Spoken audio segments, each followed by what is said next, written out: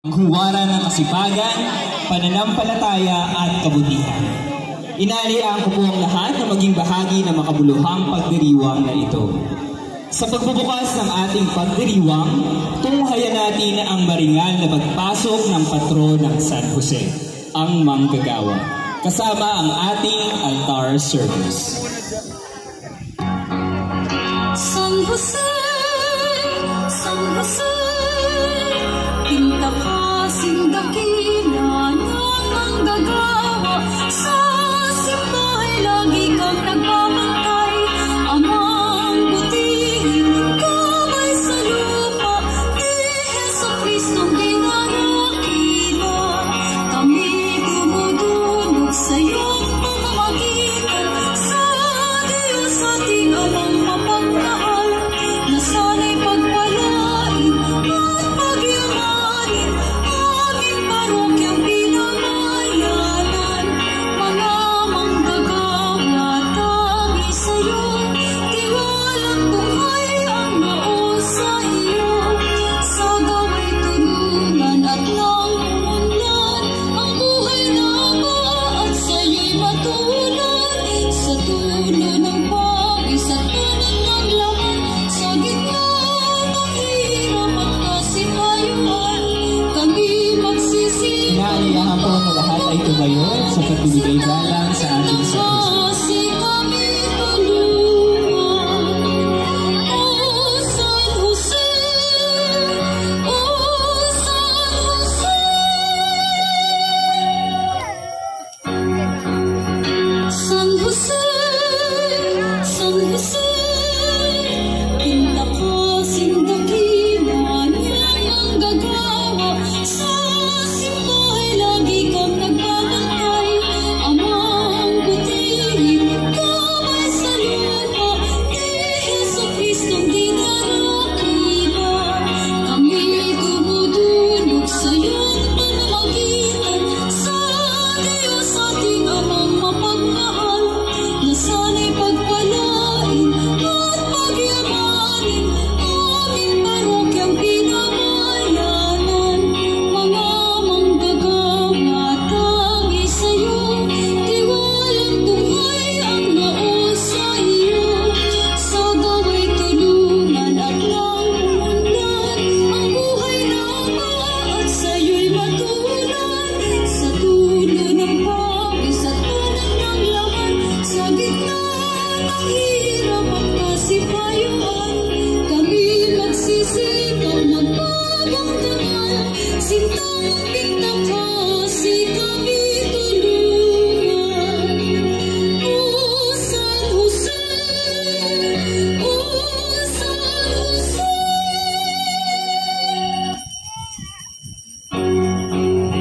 San Jose, San Jose, pinta kasing dakila ng manggagawa. Sa simbahay lagi kang nagbabantay, amang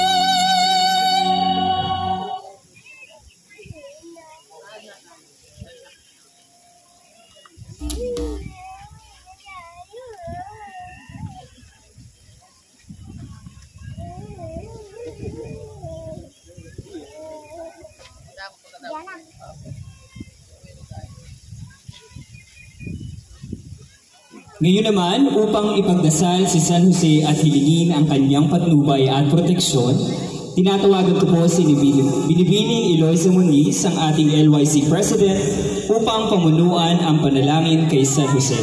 Inaanyayahan ko po ang lahat na tumayo at makiisa.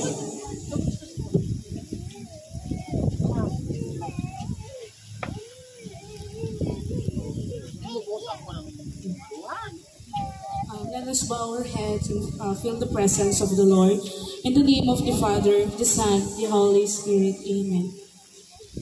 On this sacred evening, we gather in your holy presence for the auditorium night, a solemn occasion to honor Saint Joseph, our beloved patron, whose unwavering dedication and virtuous labor have set an eternal example for all.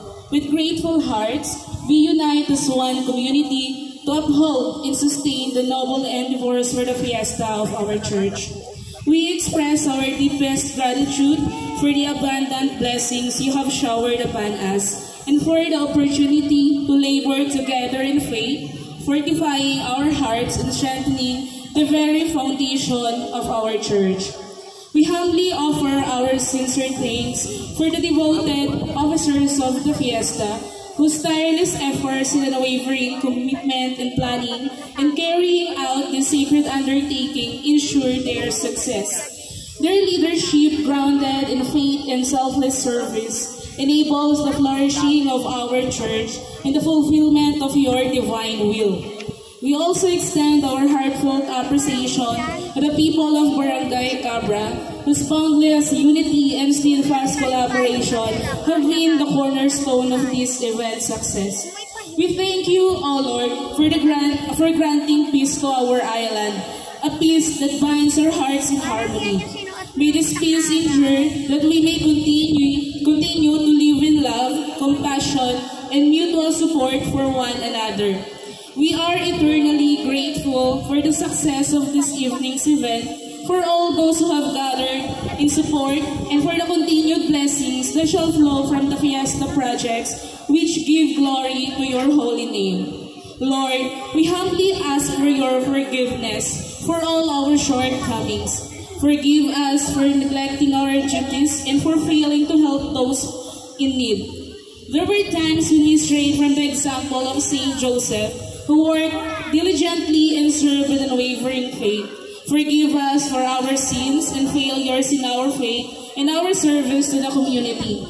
Gracious and ever-present Father, we earnestly implore your continued guidance and abundant blessings upon the officers of the fiesta, as well as upon the people of Barangay Cabra. May their spirit remain steadfast and their hearts always open to your will, that the fiesta projects may flourish, and through them, our church and community may be built up in grace and strength. Saint Joseph, we beseech you to intercede on our heart, that we may follow your example of unshakable faith, tireless labor, and profound compassion. May our efforts be fruitful, not only in earthly measures, but in the eternal spread of goodness, love, and the light of Christ throughout our church and community. We offer this prayer in the name of your Son, Jesus Christ. Amen. In the name of the Father, the Son, the Holy Spirit. Amen. Maaari na pong maupo ang lahat.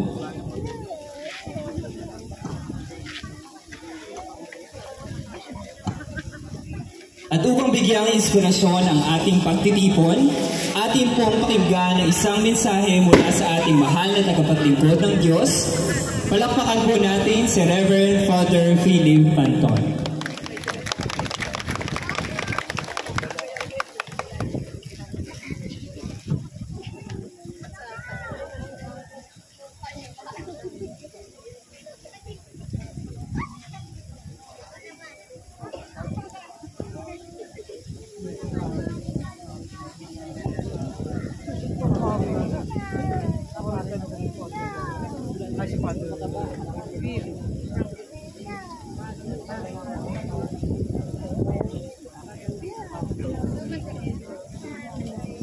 Sama po ng Barangay Cabra, si Honorable Insigne, sa inyo pong lahat na narito ngayon, sa lahat ng fiesta officers, Nandito po ngayon at nagsisikap na tayo pasayahin at pagandahin ang ating selebrasyon. Magandang gabi po sa inyong lahat. 2011 po, nung una akong tumapak sa lugar na ito. O po noon ay cute na cute pa at yaming-yami. Pero hanggang ngayon, pinapahanga ang lugar na ito pagdating sa pananampalataya. Until now, nakikita ko pa rin intact kung paano ang pananampalataya ay lubos na lumalago sa lugar na ito. Hindi ko alam kung ano ang meron dito, pero sabi nila, kapag ikaw ay pumunta rito, babalik-balikan mo. Kaya nga hindi lamang natapos yung 2011 ang pagtama ko dito. Binalik ako dito ng 2014 at ibinalik uli ako noong 2023. At sa aking pagtingin, sa aking pagninilay, tunay na may kakaiba sa lugar na ito na kung saan ikaw ay mai-in love. At ako'y naniniwalang yung pag-ibig ng Diyos na iyon ay hindi kailanman nawala sa lugar na ito. At ang pamatnubay ng mahal na Birheng Maria ang siyang nagbubuklod sa atin kasama ang ating mga patron, mga santong nananalangin para sa atin. Kaya nga po ngayong gabi gusto kong pasalamatan ang lahat ng mga nanay at tatay na nagpasa ng pananampalatayang kanilang nakamulatan. Sapagkat alam ko na hindi magiging intak ang pananampalatayang ito kung kayo mga nanay at tatay ay nagpapaya at hindi pinasa ito sa susunod na henerasyon. Habang nagpuprosesyon kanina ang mga sakristan, sinasabi ko sa aking sarili, isang araw, darating ang panahon ng mga batang ito din ang tatayo at maninindigan para sa pananampalataya sa Islam. Kaya sa inyo pong lahat, maraming salamat at maraming salamat sa Diyos na nagpunla sa inyo ng malalim na pananampalataya. Sa ngalan po ng ating muna paroko, si Father Darwin Artisona, kami po ng mga pari kasama si Brother Arby ay bumabati sa inyo ng maligayang piyesta sa taong ito ng 2025.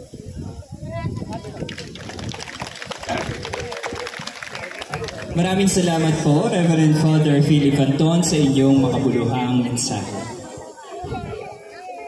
Sa pagkakaisa nating lahat sa pananampalataya at gawa, naway maging tunay tayong larawan ng kasipagan at kabutihang ipinamalas ni San Jose.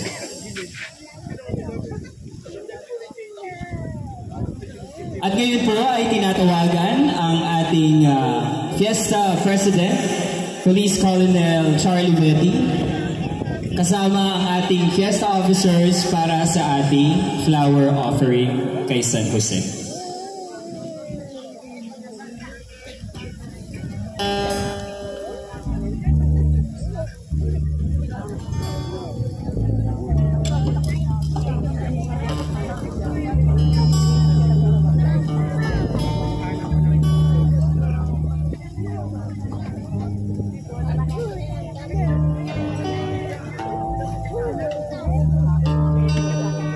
Behind every successful celebration are the hands and hearts that chose to serve without anything in return.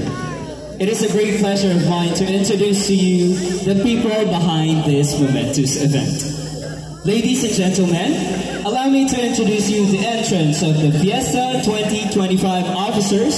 Let us welcome them with a warm round of applause.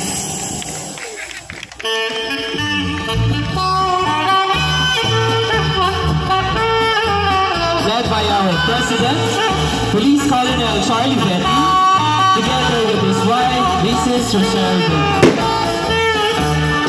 Our Vice President, Carlos Fernando Jr., Secretary, Mrs. Belle Constantino, Mrs. Josephine Isalona, and Mrs. Josephine Tehoso.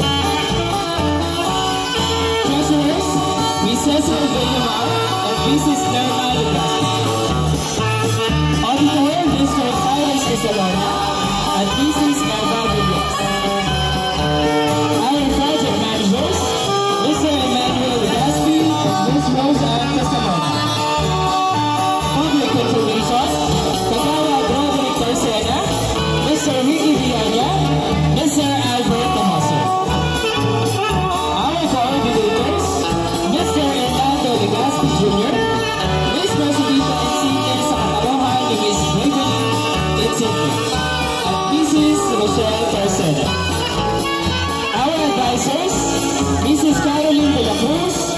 Mr. Andrew Beauty, Mrs. Orlisa Zeti, at Miss Eloisa Muniz.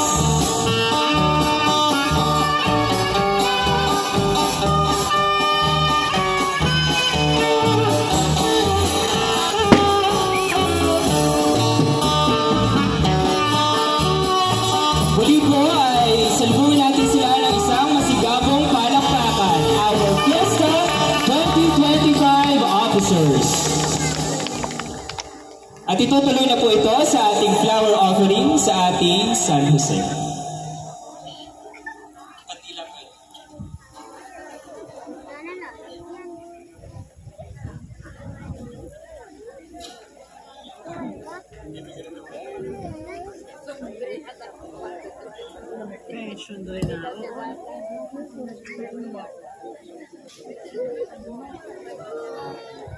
Now let us give way and welcome the vibrant energy and boundless passion of our young leaders, the Libis Youth Club officers.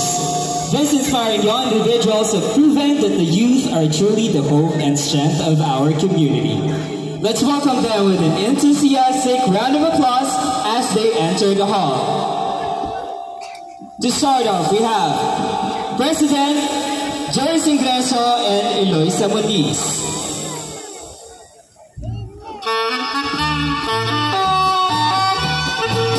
Vice President, yours truly, Jeffrey Escasura and Lisbeth Insigne. Secretary, Nicole Insigne and Ryan Alvin Villas. Records and Archives, Mary Grace Ongkat. Treasurer, Cyrus Isalona and Maylene Tercena. Auditor, Gerald Degaspi and Manilyn Tercena. Information Officer, Colonel Ingreso, RJ Ababon, Jenny Muniz, Erica Tulaynan. Planning Officers, Jonathan Tedillo, Banky Legaspi, Lena Legaspi, Mary Joy Wapay. Our social media specialists, Marianel Tercena and Jeffrey Escasura. Our legal youth consultant, Eloisa Muniz, and our youth development officer, Joyce Ingreso. Muli po ay salubungin natin sila ng masigabong palakpakan.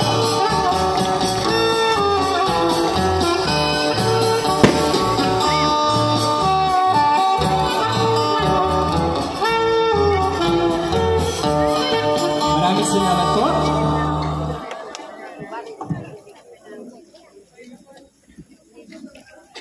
And now, the moment we've been all waiting for. Be mesmerized by the beauty of our dazzling queens as we witness the entrance of the Libis Fiesta Queens 2025.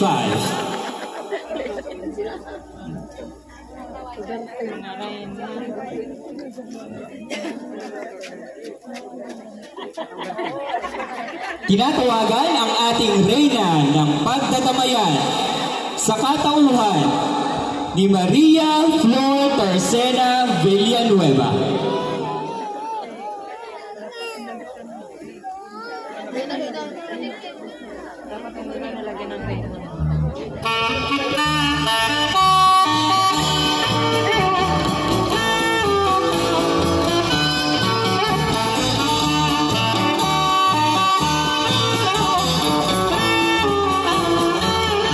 Si Maria Flor Tercena Villanueva o mas kilala Flor, kumakatawan sa malaking angka ng Tercena dito sa Isla Italia. Ipinanganak sa payak na pamumuhay, humarap sa maraming pagsubok ng buhay patunay sa tagumpay. Patunay na sa sipag at yaga, walang pangarap na hindi kayang abutin. Isang mapagmahal na lola sa aking na apo at isang ina sa aling nanay. Sa pagsisikap, yaga at pagtutulungan namin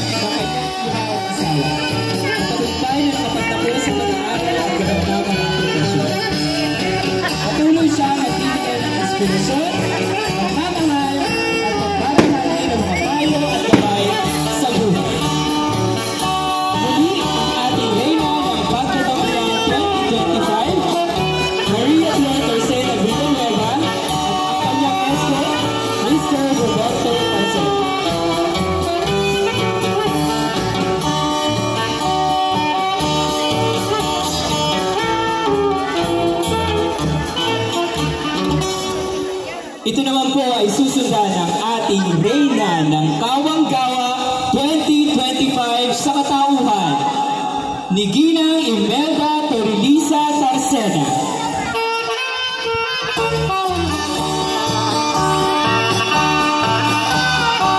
Si Imelda Torrelisa Tarcena ay pinanganak noong November 16, 1945 dito sa Cavite. Siya ay nag-aral sa Stella Maris School sa Luba, graduate ng teacher sa Maynila. Meron siyang 5 anak at lahat sila ay mga professional at mga mag-asawa. Ang kanyang motto, always be good to others, be humble, and be close to God. Muli ang ating reyna ng Kawang-Gawa 2025, Imelda Torrelisa Tarcena, at ang kanyang eskerte, Luisito Ingreso.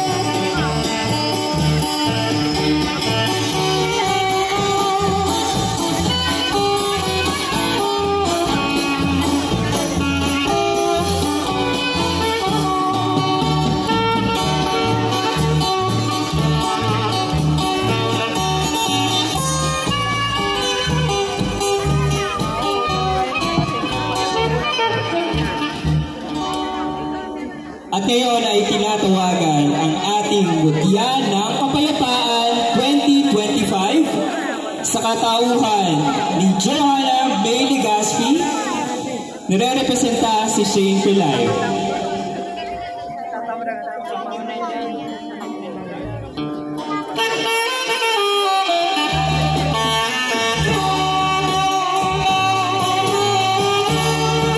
Si Johanna May Legaspi ay 17 buwan. Ipinanganak noong March 8, 2008 sa Pizza College of Las Marinas. Siya ay panganay sa dalawang magkakapatid. Ang kanyang mga magulang ay si Jerry Legaspi at si Jocelyn Legaspi. Ang kanyang eskerte, John Carlo Fernando. At ang kanyang motto, "Be scared, you're gonna do it anyway."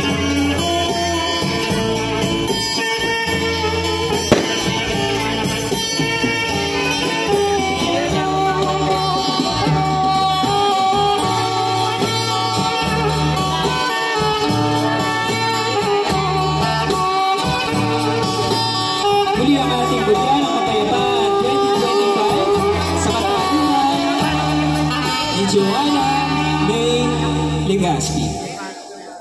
Maraming salamat. At this point, ladies and gentlemen, let's now welcome the entrance of our Mutya ng Kasaganaan 2025 sa katauhan ni Edrelyn Say Insigne.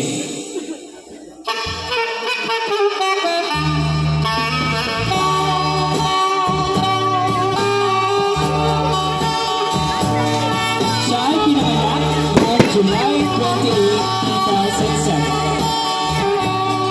Siya ngayon ay grade 1 student sa Upper Bruton National High School.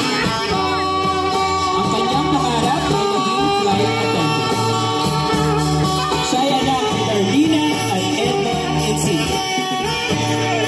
Ang kanyang eskerte, Patrick Joshua Insigne. At ang kanyang motto, personality is the light that makes beauty shine from within.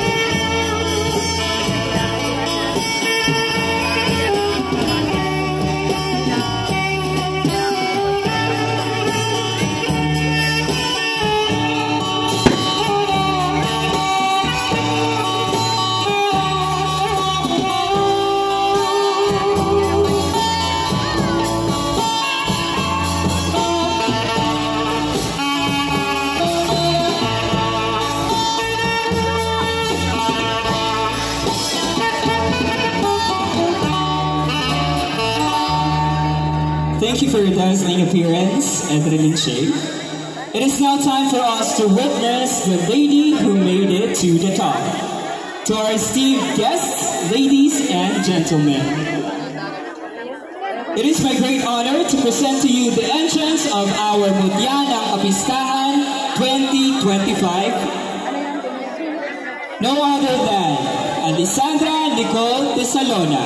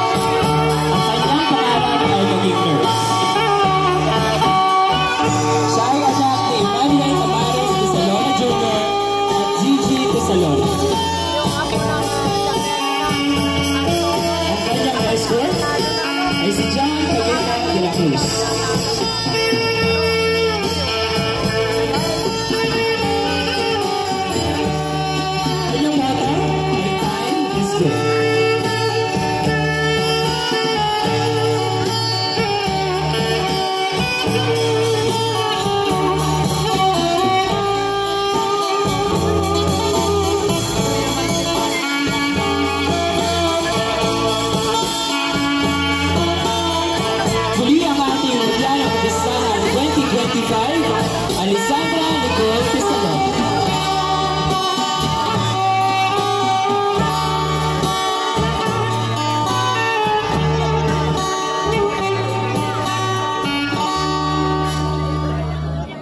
I guess we're now complete in the auditorium area. At this moment, let us all stand for the Philippine National Anthem to be conducted by our ALYC Planning Officer, Mary Joy Ongkal. Maaari pong ayayahan ang lahat na itumayo para sa ating National Anthem.